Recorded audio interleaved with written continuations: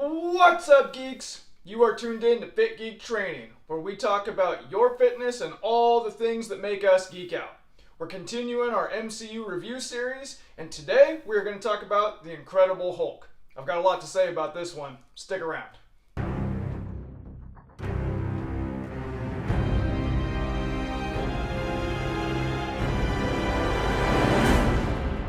What's up, geeks? I'm John Sargent. This is Fit Geek Training. Well, today we're going to be reviewing the Incredible Hulk.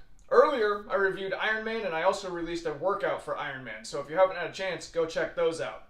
What I'm doing is I'm going to review each of the Marvel movies one at a time, and I'm also going to release a workout video that pairs with that movie. So later on, we'll be doing an Incredible Hulk workout to go with our Incredible Hulk movie review. If you haven't done so already, go check out what we did last week when we did Iron Man. Also, if you have a chance, go to the website at fitgeektraining.com. Alright, let's get to the movie.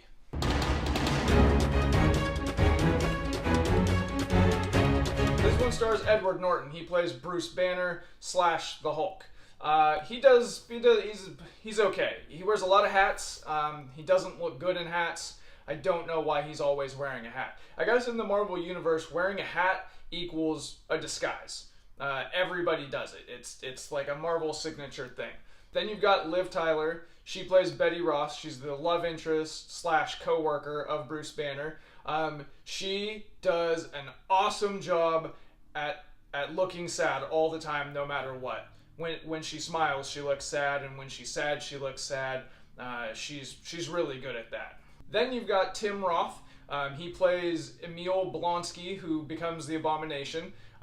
He's a weird choice for this movie, in my opinion. I don't know why they went with him. I don't know who they could have gotten otherwise, but he's never done anything like it before, and he's never done anything like it since.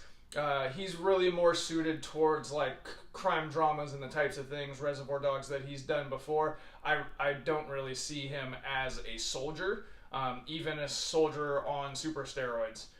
And then you've got William Hurt, who plays General Ross, Betty's father and Bruce's nemesis. You may remember him from such things as, I don't know anything else that he's been in, but he was also in Civil War, so he's got that going for him. Okay, the plot of The Incredible Hulk. In this one, it's a loose sequel to the one that came before it, which is a very, very bad movie. Don't watch that movie. So this one, they kind of reference some of the events that happened in that one. The credit sequence, the opening credits in this one, kind of explains to you how Bruce got to the gamma radiation and became the Hulk. It's really like a quick cut montage kind of a deal.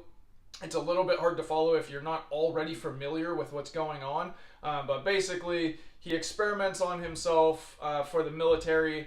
He thinks that he's helping people. They're actually creating a weapon. They're trying to recreate the super soldier serum that made Captain America.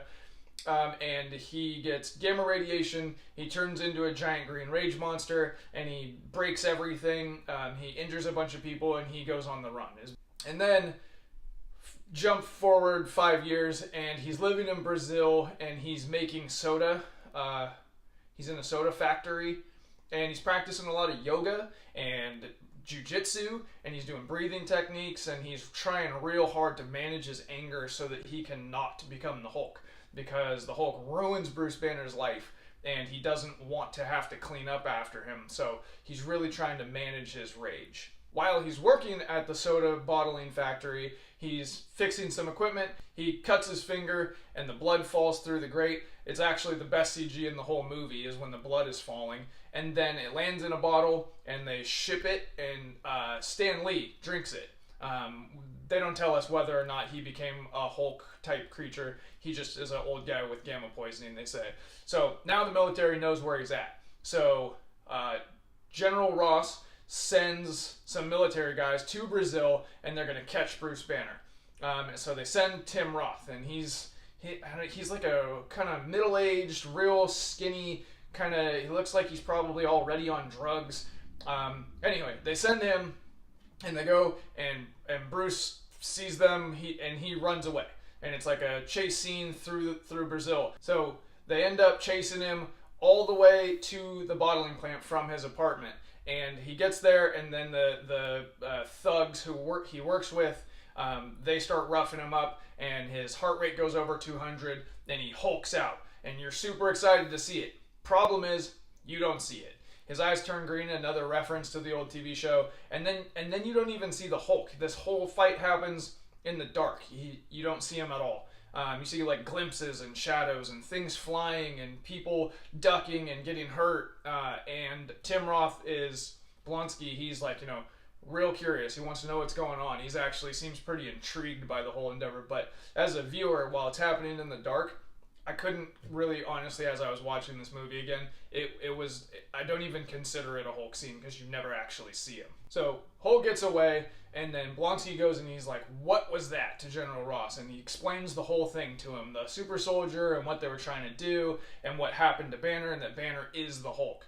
And Blonsky's like, give me some of that. So they start injecting him with super steroids, and he's, so to make him younger and more athletic so that he can be the one that defeats the Hulk. Meanwhile, Bruce Banner wakes up in Ecuador. He wakes up in Ecuador, and he's got to get back to the U.S. so that he can get his research data and try to cure himself of the Hulk. He's got a guy in the U.S., Mr. Blue, who he's been communicating with, sent him some blood, and he's got to get to him so that he can experiment and get himself cured. So in order to do that, he has to very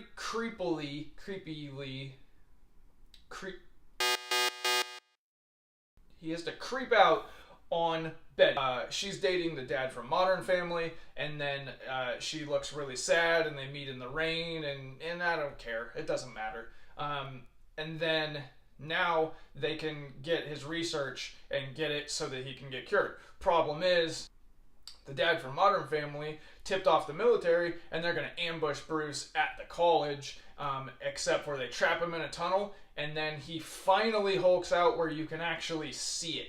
And a fight ensues, and they shoot sound cannons at him, and he's using big chunks of metal and flipping over tanks. It's pretty cool. The CGI is absolutely terrible. This movie is 10 years old at this point, and it looks 10 years old, if not older. There were a lot of movies that came out around the same time that don't look nearly as bad, Iron Man being one of them.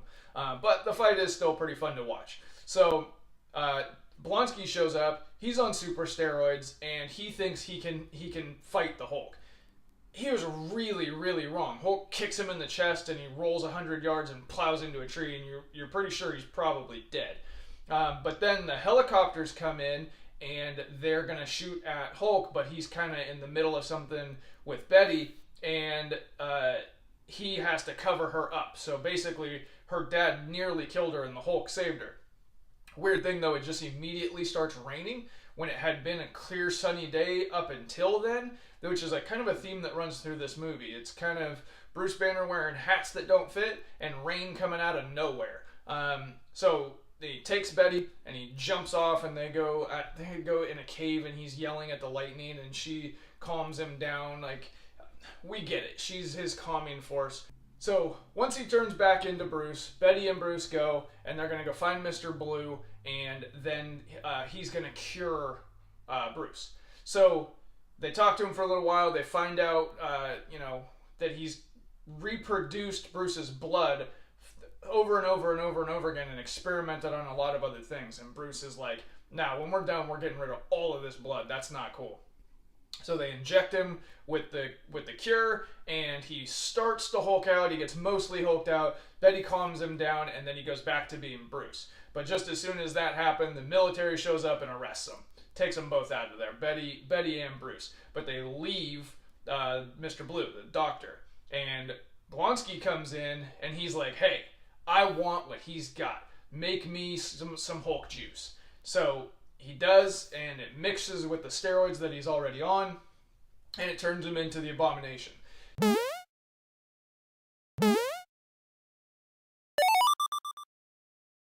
In the act of doing so, the doctor gets knocked down, and he gets some Hulk juice on his dome piece, and his head swells up, which is a teaser for the leader, who is a classic Hulk villain. So they've got Bruce and Betty on the helicopter. They're taking him out of there. And they get word that the Hulk is tearing up the city. And General Ross is like, nah, I don't think so. He's sitting right in front of me. So they go and they take a look at it, and it's Abomination. And he's real similar to the Hulk, only ugly, basically, and he can talk. So he's like flipping over cars, and he's tearing up Toronto. I mean New York. Bruce is like, hey, I'm the only one who can stop him. And he jumps out of the helicopter, not knowing whether or not he'll turn into the Hulk. He basically assumes that Mr. Blue screwed up and didn't cure him, but he assumes correctly. And then he lands and he turns into the Hulk, and then they fight. And nothing on the screen is real.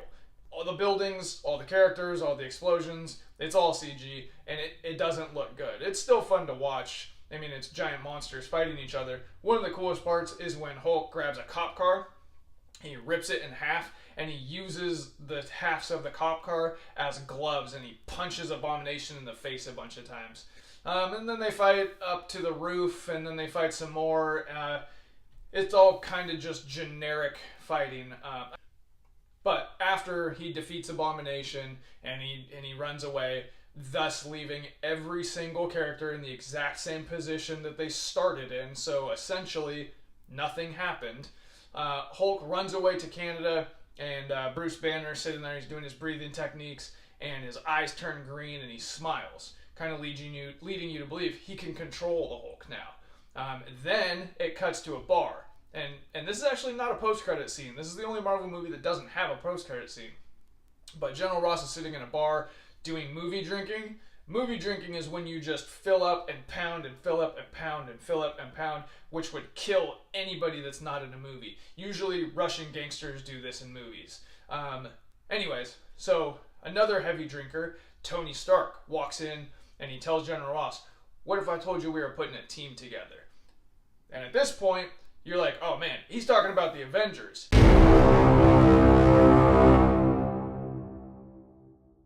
Alright, my bold statement for the Incredible Hulk. The best parts of the Incredible Hulk are the parts that set up a sequel that never happened. When they tease the leader, that's really interesting to me. I would love to see that. He's one of the better Hulk villains.